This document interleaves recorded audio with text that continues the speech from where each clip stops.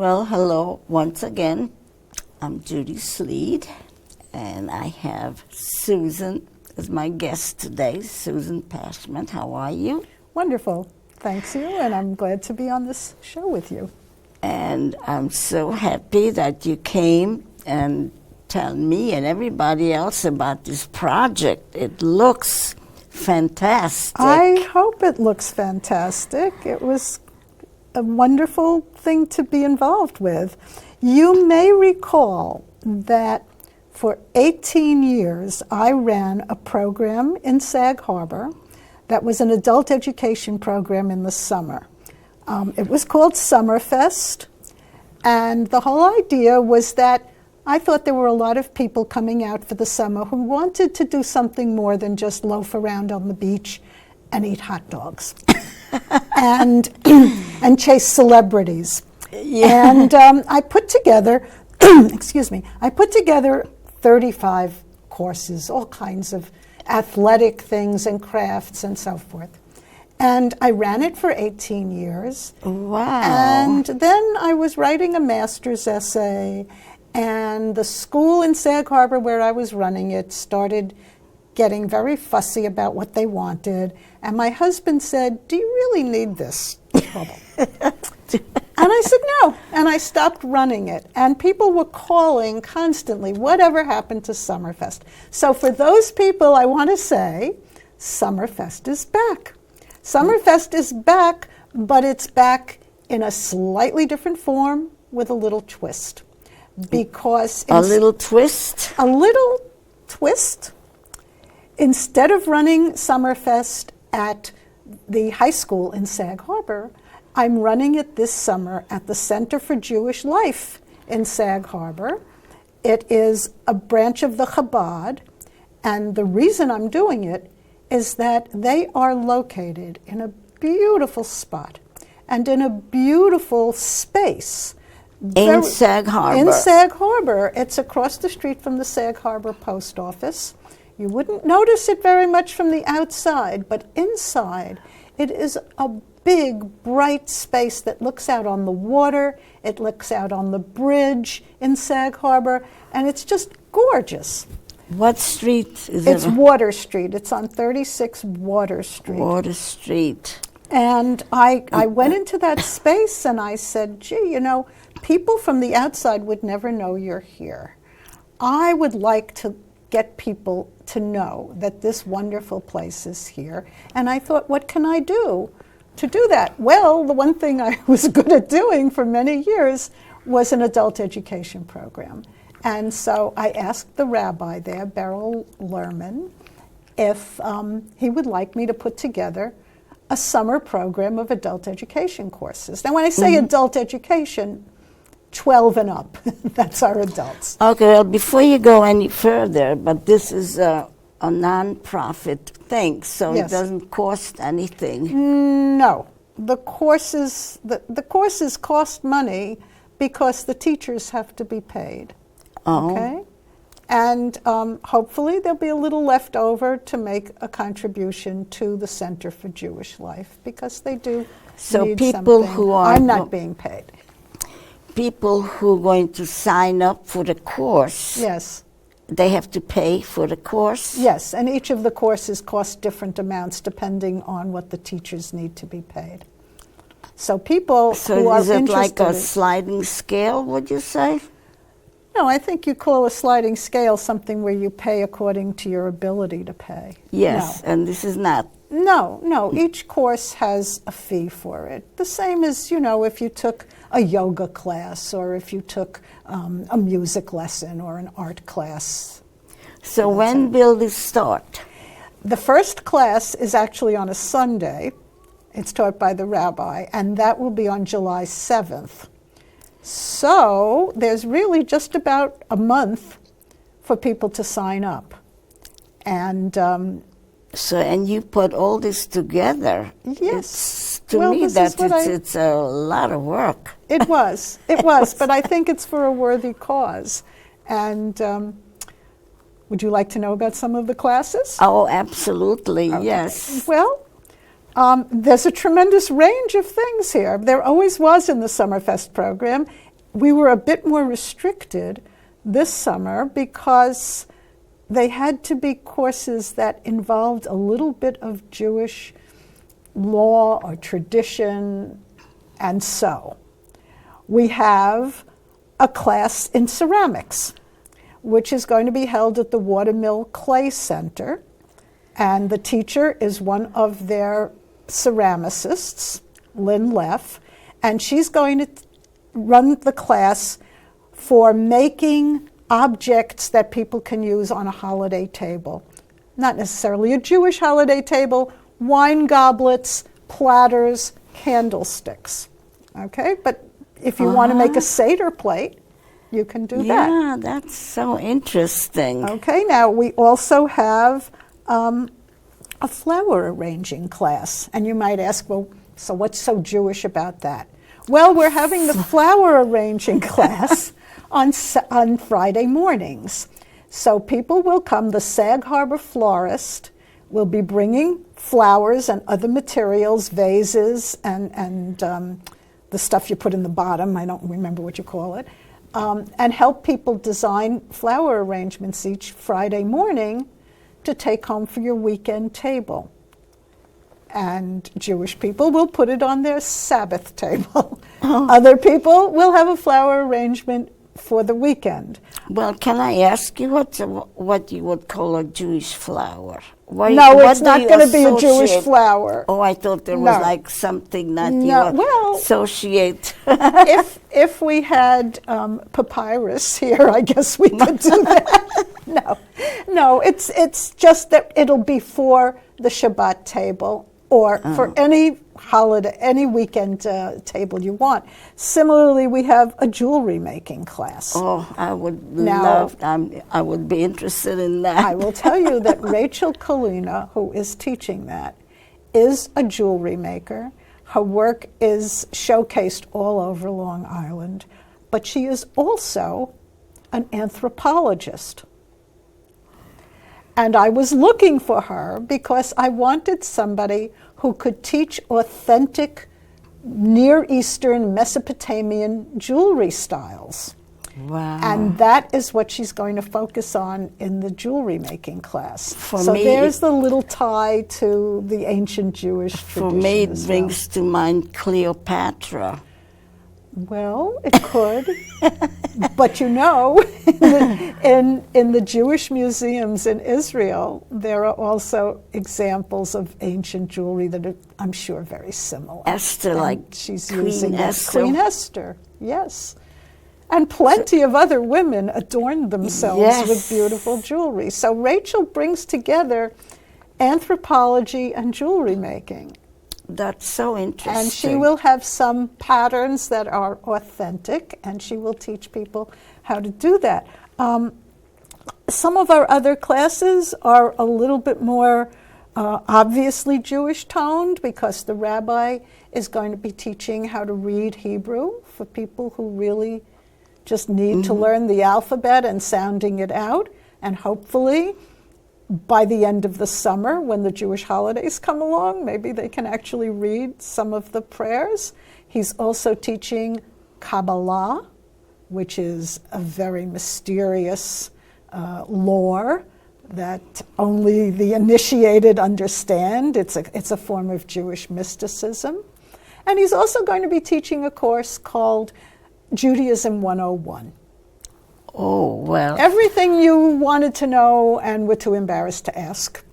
So that is for Jews and non-Jews, anybody who's curious about what the belief system is, what the traditions are, what the practices are, can sign up for that. We have an Israeli folk dancing class as well. That's interesting also. What I found very interesting, I've been going to Israel every winter for many years now. I was just going to say that, yes. Yeah. And there's dancing on Saturday afternoons, of all things, on the beach. And they put on a tape, and after 2 or 3 notes, everybody seems to know which dance it is. And there seem to be an endless number of dances. So I finally looked into it.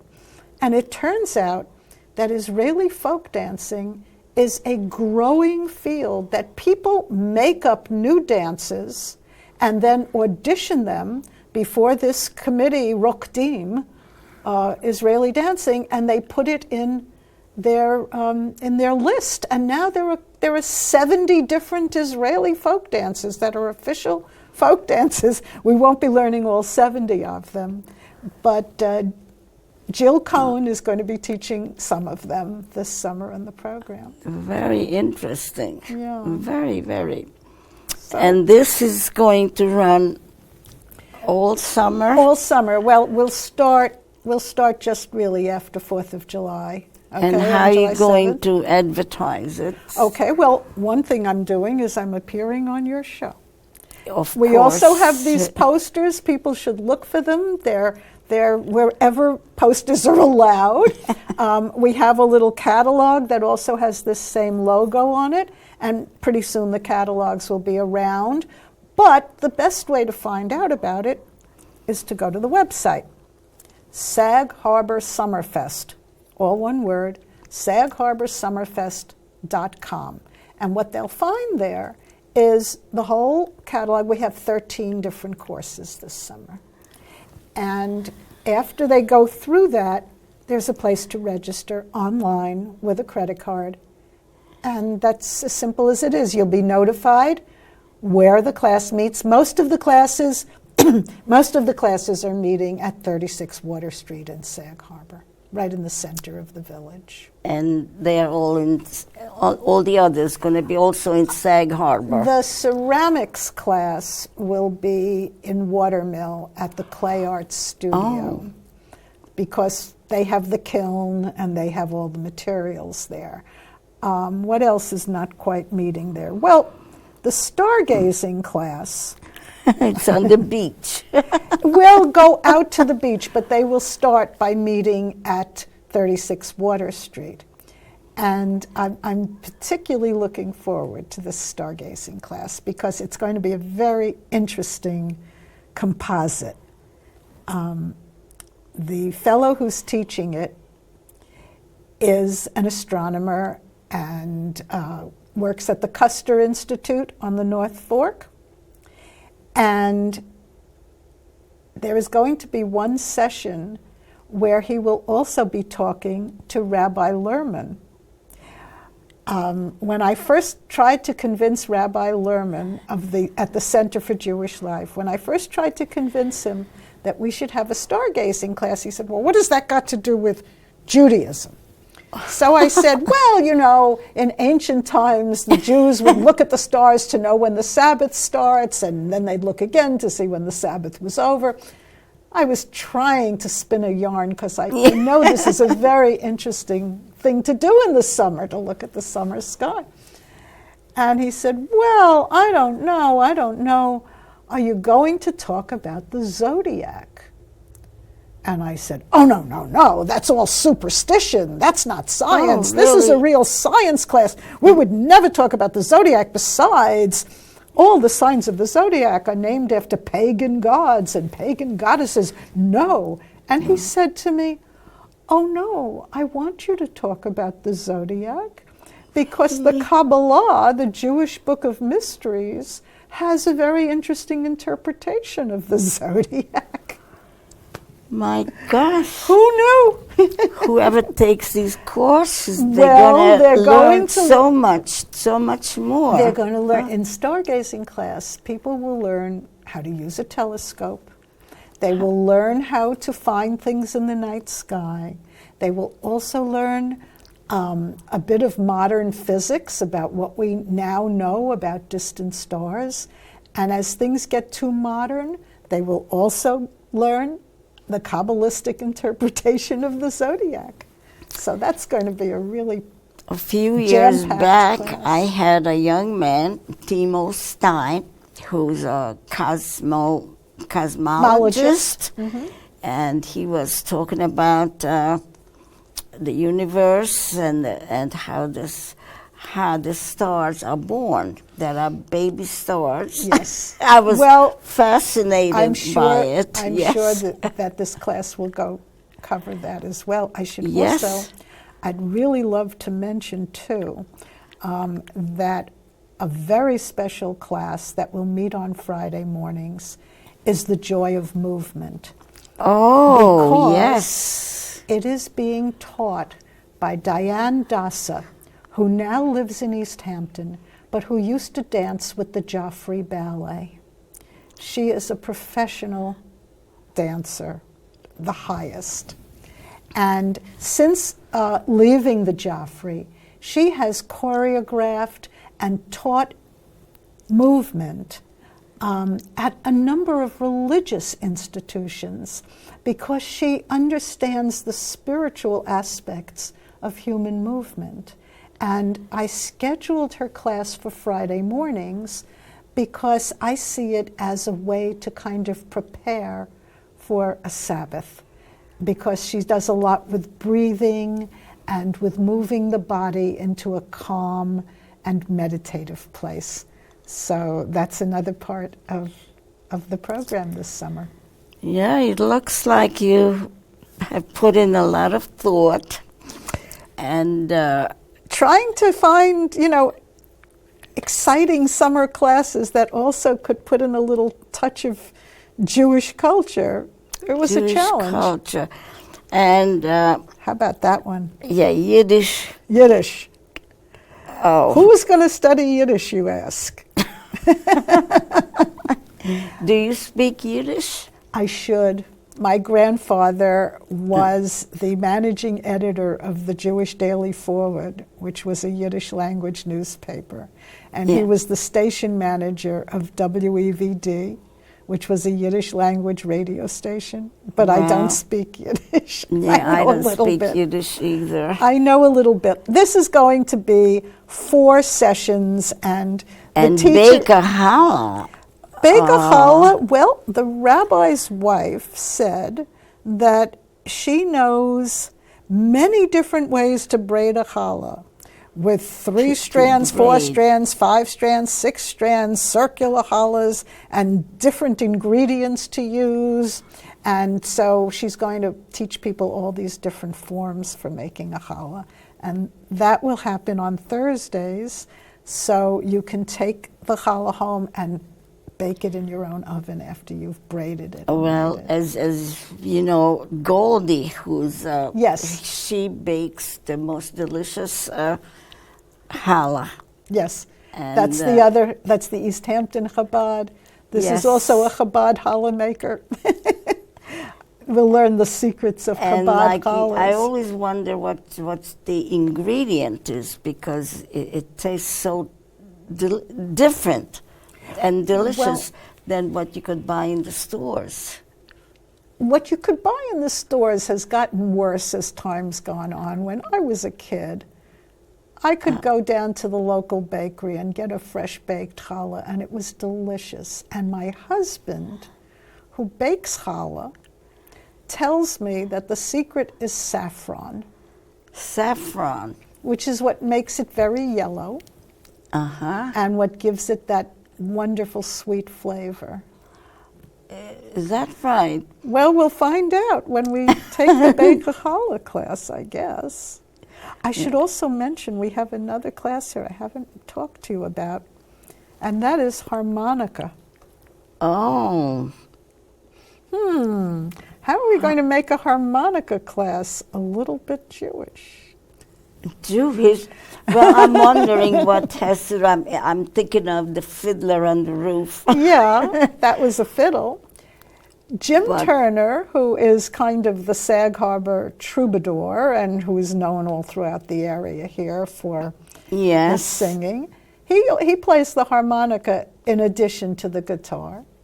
And when I had my other Summerfest program, he used to come for one session and teach everyone to play Yankee Doodle in one session. You would buy a little harmonica from him, and he'd teach you to play Yankee Doodle. So I called him up. In one lesson. In one lesson. That's very interesting. So I called him up and I said, Jim, do you think you could teach people to play Hava Nagila on the harmonica? And Yeah. he said, I always play Hava Nagila on the harmonica because I play at weddings and bar mitzvahs. That is very interesting. So he's going to do 2 sessions. One, he's going to teach people to play Hava Nagila, and the other is Tsena Tsena, which is a song going back to the Weavers and Pete Seeger. So, and Harry Belafonte. did he sing Tsena Tsena? Yeah, I think so.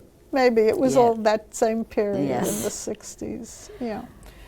Well, this is really, so are you saying that you're going to have non-Jewish people? I hope so. This is not closed off. I mean, learning to play the harmonica, just like ceramics and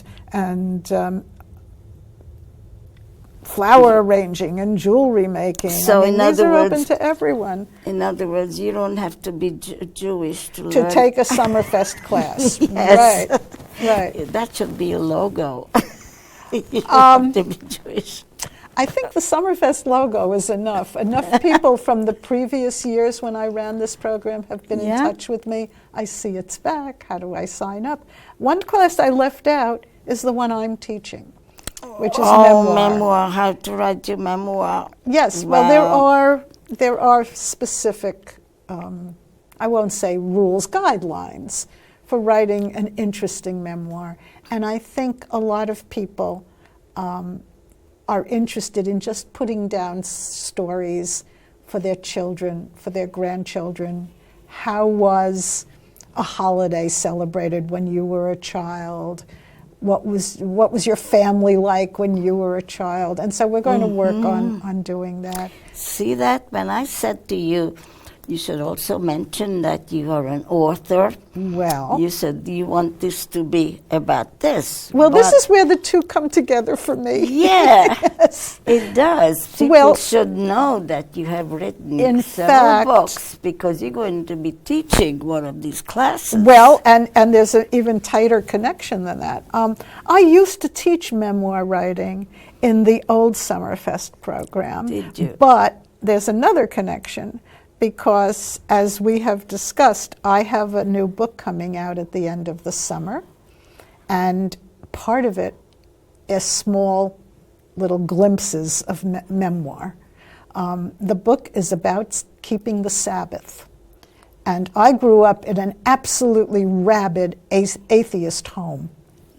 Really? Yes, but I had an uncle who had married into the family and lived upstairs over my grandparents' house where I was a baby. And he was the son of an Orthodox rabbi. How he married into our family, I don't know. But he used to manage to get me to come up to the apartment where his 2 sons were watching the candle lighting. And he taught me the blessing over the Sabbath candles. And that's the way this book opens. It opens with a memoir of my first experience of the Sabbath, which was really taking place in some hidden place because my grandparents would have been furious had they known that I was being indoctrinated into Sabbath keeping. But as you know, I'm a philosophy professor. You are a what? I'm a philosophy professor by trade.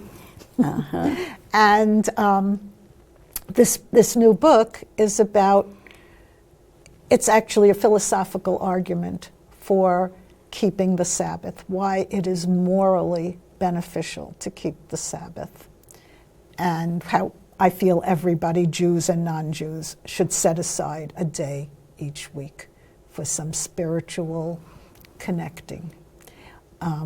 And I use a lot of well-known philosophers to support that. But just so that people don't get too distressed about having to read through a whole book of philosophy, it's interspersed throughout with these little memoirs of my early encounters with Sabbath.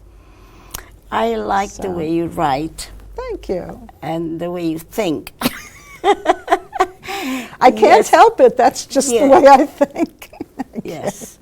Well, it's been a pleasure having you here. And as they say, you just hit the spot on this very uneventful day. Oh, well, And I should have some of your uneventful day. I have too many events. And So again, if people are interested, they have to go to this. Yes, let's get that out there. SagHarborSummerfest.com. And that's all one word, Sag Harbor Summerfest. No interruptions, right through, SagHarborSummerfest.com.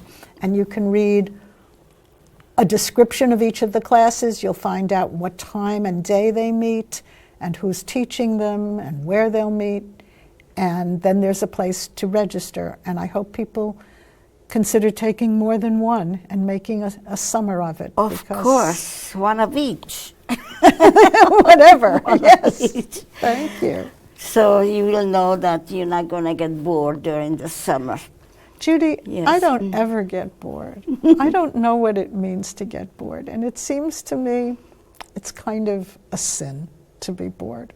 I think you've got to keep your head going. So we've been talking to Susan Pashman, who's also an author, a teacher, and all And the around director a director of the Summerfest program. and a queen. I hope you cut that out of the tape. Yes, I'm not. and a very interesting person. And Thank you. I'd like you to come back again. Okay. And we always have a lot to talk about. Talk about, yes, we do. Yes. Thank you, Judy. It's been a pleasure. Okay, so this is Judy Sleed signing off. I'm always, I never say who I am, my name. And most people who have these shows, they always tell the people who they are. Yes, well, it's the Judy Sleed Show, of course. Yeah, the Judy Sleed.